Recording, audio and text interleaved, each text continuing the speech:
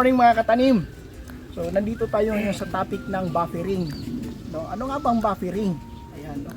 Ang pag-buffer ay ito yung pagbabad, no, yung pamamaraan ng pagbabad ng kokopit.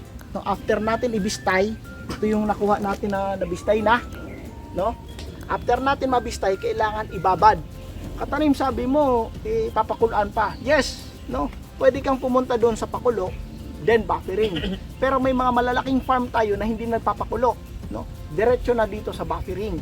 No, walang ibang linalagay kundi calcium nitrate lang. Ang calcium nitrate na ito ay available sa Katanim Store, Shopee or Lazada. Paano nga ba ang proseso at bakit kailangan i-buffer? No, laging tanong 'yan. So, itong ano natin, kokopit natin ay ito yung bunga ng nyog, no? Ito yung bunot. Kailangan natin dito sa pagtatanim ng lettuce o anuman, kailangan natin mapalitan, no, yung ions na 'yon, no, nitong calcium and nitrogen. Kaya nga gumagamit tayo nitong calcinate, yung binababad natin. Okay, kung hindi ka nakapagpakulo katanim, okay, ngayon, hindi ka nakapagpakulo, ilan ba ang kailangan ng grams ng calcinate? So, kailangan calcinate nyo ay puti, katulad nito, no? So, hindi na tayo dadaan doon sa pakulo, mga katanim, ha? 15 grams ang kailangan mo nito. 15 grams na calcinate sa 1 litrong tubig. Yan, para maluto yan, maging brown, maging black, no, dark brown ang kokopit natin. Pero kung dumaan ka sa pakulo, 5 grams kada 1 litrong tubig. Ngayon, ibababad mo siya. Kapag dumaan ka sa pakulo, ang pagbabad mo minimum of 2 days. 5 grams ang gamit nito. Pero kung hindi ka nagpakulo, calcinate pa din. 15 grams minimum of 15 days. So, longer time na nakababad, mas maganda, no? Para mag-color dark brown talaga yung ating kokopit. So, paano ang proseso? So, naintindihan? Ulitin ko, 15 grams kapag di ka na nagpakulo, no? 15 grams ng calcinate sa 1 litrong tubig. Okay? So, dapat pag ano na to, katanim, pag-buffer, kailangan malinis yung lagayan natin, no? Para hindi mag-contaminate, ano po, no? No, malinis, no? So, calcium nitrate lang. Mamaya titimbangin natin, ilalagay muna natin itong ating kokopit dito. Paanong pagsukat naman, katanim, ng ilang 15 grams sa tubig? Kung ilan, depende ang mailalagay mong tubig dito. Conforme doon sa kokopit mo, kailangan ang kokopit masabaw. Ayan. Kung wala pang sabaw, dagdag pa ulit. Kung ilang tubig, doon ka maglalagay ng calcium nitrate. So, paano proseso? Papakita natin. So, samahan nyo kami dito mga katanim, no? Ilalagay muna namin, kanina nagbistay tayo, ngayon ito na yung result, magbabuffer na tayo. Okay ba? So yan, samahan nyo kami dito. So ito, katanim, ililipat na natin dito, no? Okay, lilipat natin. Wala tayong panandok, no? Ang liit ng kamay ko para kumuha ng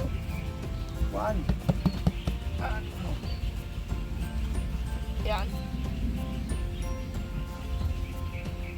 So hindi sinusukat katanim yung yung kokopit. Ang sinusukat dito ay tubig. Hayaan lang kung ilang kokopit ang ilagay mo, no?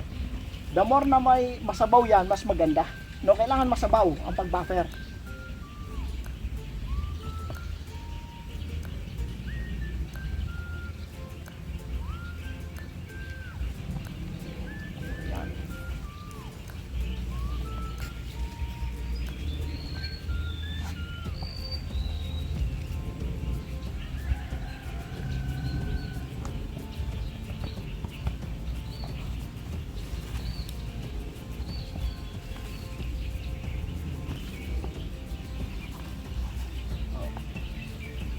Na to.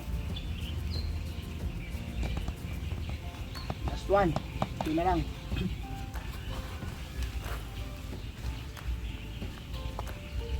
Okay. Okay na to. Aapaw na. Aapaw to. Katanim, bawasan natin. Oo. Saka natin dagdagan. So ito katanim, huwag yung pupunuin, ha. Kasi maglalagay pa tayo ng tubig. Bawas tayo, bawas. Okay na yan. Ayan. Okay. So, lalagyan natin ngayon ng tubig. Computed na ang tubig natin, ang isang timba ay 20 liters. Tama po. So, yan, lagay natin 20 liters.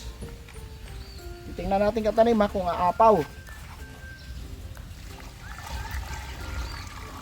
Kailangan nakaibabaw ang tubig. So, kulang pa katanim. So, ito mga katanim, nilagyan natin ng kokopit, yung binistay. Then, nilagyan natin ng 20 liters of water. Ngayon kulang pa. Kailangan masabaw. Okay? Masabaw. So, 20 liters. Doon natin kukomputin mga katanim kung ilang liters. No? Sa tubig magko-compute, hindi sa kokopit. Yan. Ito yung bistay. Yan. Malinis na. Kung mayroon pa rin pa isa-isa, alisin na lang. Kailangan malinis. Yan. O, mayroon pa rin yung nakakalusot na ganyan, alisin na lang. So, 20 liters na nailagay natin. So, ito yung pang 40 liters natin, mga katanim. Ayan. Oo, nakita nyo yan, umapaw na. Umapaw na ang tubig. Yan, ganyan, marami na ang tubig. Ngayon, kulang naman ang, kung titignan nyo, kulang naman ang, ang kokopit. Pwede tayo magdagdag na ng kokopit. Yan, okay? Yan. Dahan-dahan tayo magdagdag ng kokopit. Dapat ganito katanim ha, masabaw. Yan, pero sobra naman ang sabaw nito. Dagdag tayo ng kokopit. Yan. Hanggang mapuno na natin to. Yan. Ganito katanim ha. Yan, sige po.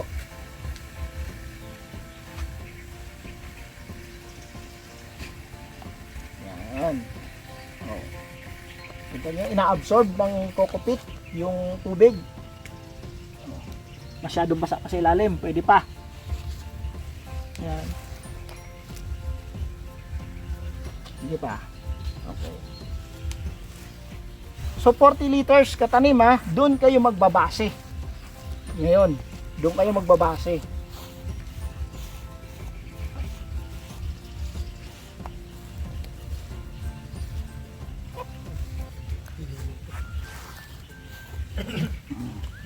Sige, magdagdag pa.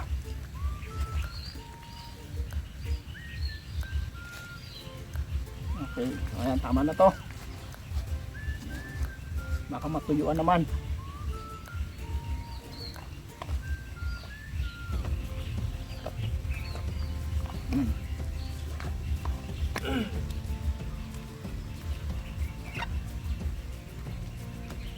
Yan.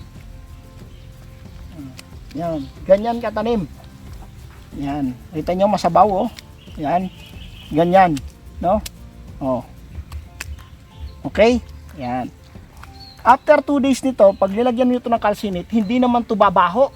No? Sabi ng iba, katanim, bumabaho, ay di mo nilagyan ng calcinate. Oh, di ba? Pag nilagyan mo ng calcinate, hindi ito babaho, mga katanim. Okay? So, ganito sinasabi natin na masabaw. Yan. Yan no? Kasi ang ilalim nito katanim, nandun talaga yung tubig. Yan. Yan, no? Ayan. Okay? So ngayon, ilalagay natin yung calcium nitrate. Iko-compute natin ang calcium nitrate based doon sa tubig na linagay natin.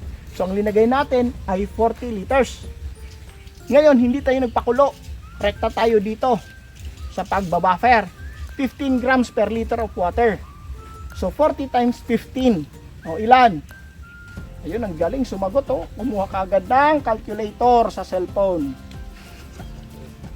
Ilan?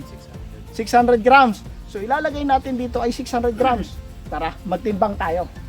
So gamitin natin tong calcinate. No, gamitin natin tong calcinate na galing sa Katanim Store. Ayan, pakita natin. Kukuha tayo ng 600 grams dito. Itari mo muna. Itari ba to? Din sa ilalim.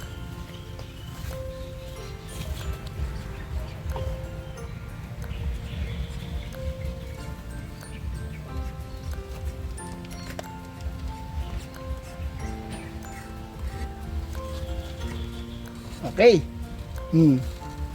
Yan na, 0-0 na. O, butasan mo to. Kaya puti lang.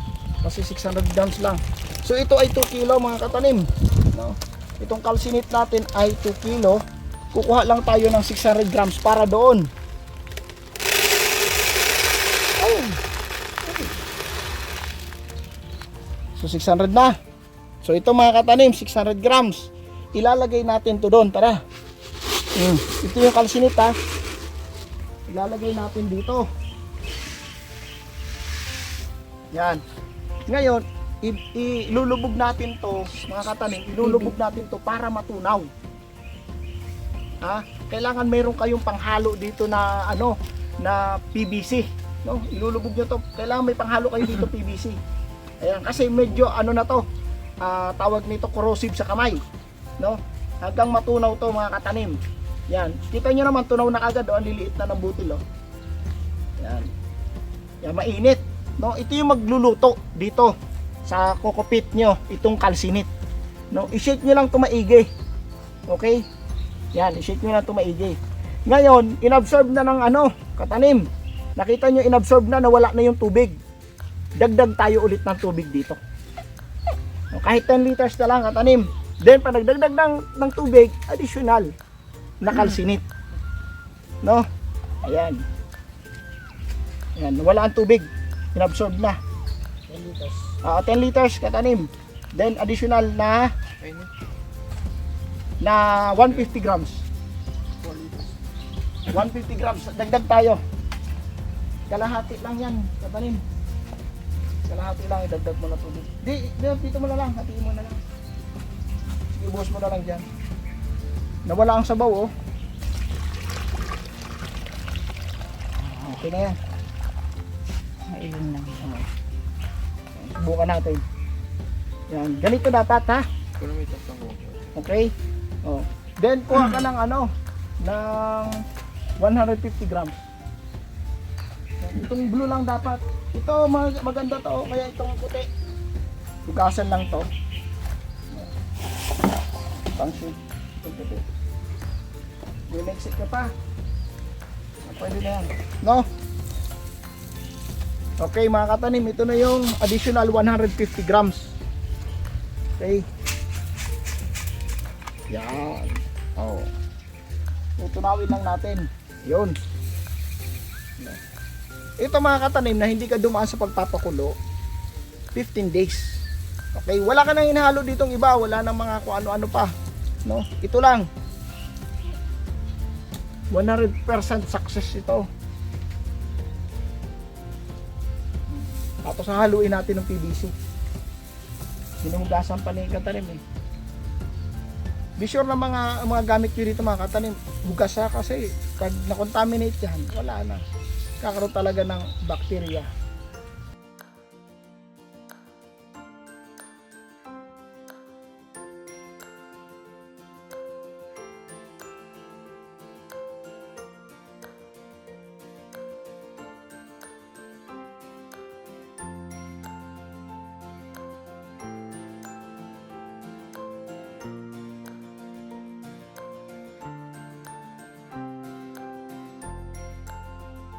So dito mga katanim, i-prepare nyo na to ahead of time.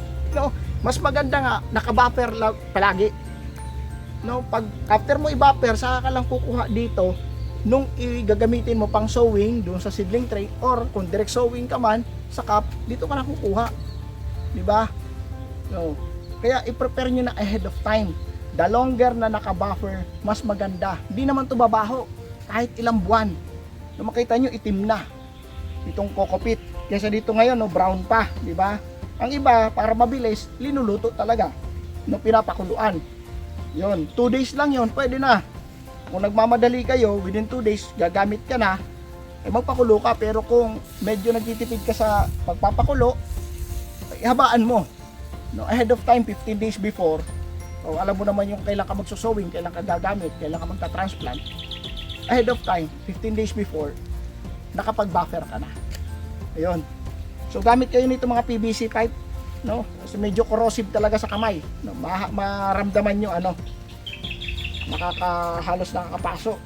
Mga katanim, sa pag-buffer kailangan takpan nyo, no? Kahit walang bubong, okay lang, may puno, okay lang, basta may takip, no?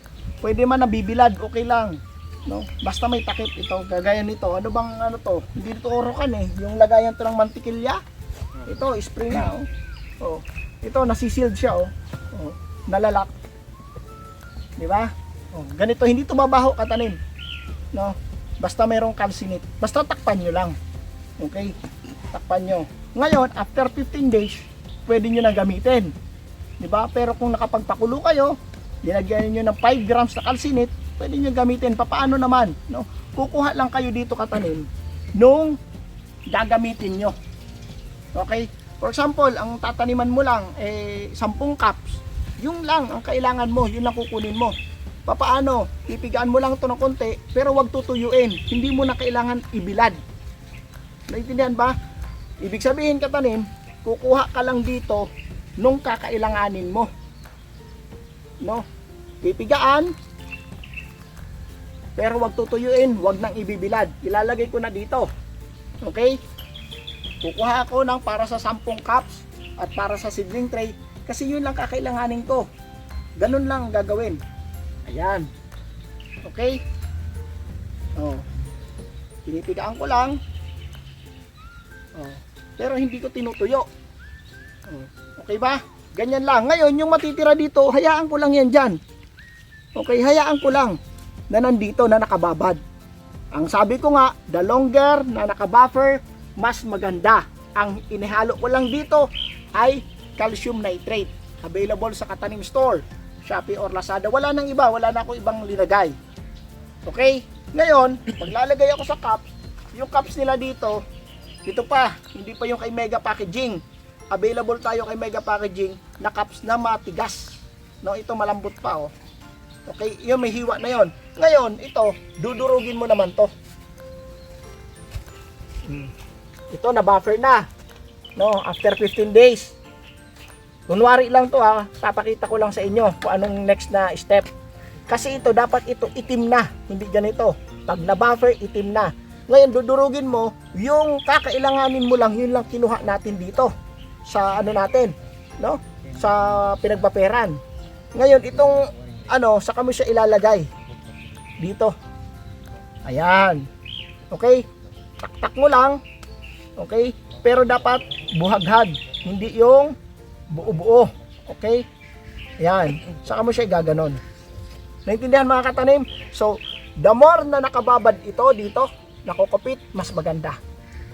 Kung ano lang kailangan na pagtataniman, yun lang ang i-harvest. Naintindihan ba mga katanim? Hayaan na nakababad ito dito. Okay? So, pipigaan. No, after ang buffer, ipipigaan. Wag nang tutuyuin, wag ibibilad. Ready to use na ito para taniman. Then, anong next step? Bubutas ka na dito, kuha ka ng stick, saka mo ihuhulog yung seeds. At pwede na to sa germination table. Okay na mga katanim? I hope na nasundan nyo ang video mula sa buffering, mula sa pagbibistay, sa preparation natin. No, bistay, tapos buffering. Ito na ang paggamit. Okay, after 15 days. Okay? So, paki-share ng video, no? Paki-comment kung may natutunan, i-share ang video. Kung may mga tanong, pwede pang mag-comment dyan sa baba. Okay? So, yun mga katanim. I hope na natuto kayo. At paki-share ng video sa gustong matuto pa. No? May mga kaibigan kayong gusto matuto, i-share nyo yung video. Okay? Ang lahat ng gamit, Nutrient Solution, yung ating Kiss Plus, no, yung ating iron powder, available sa Katanim Store, Shopee or Lazada. Love, love.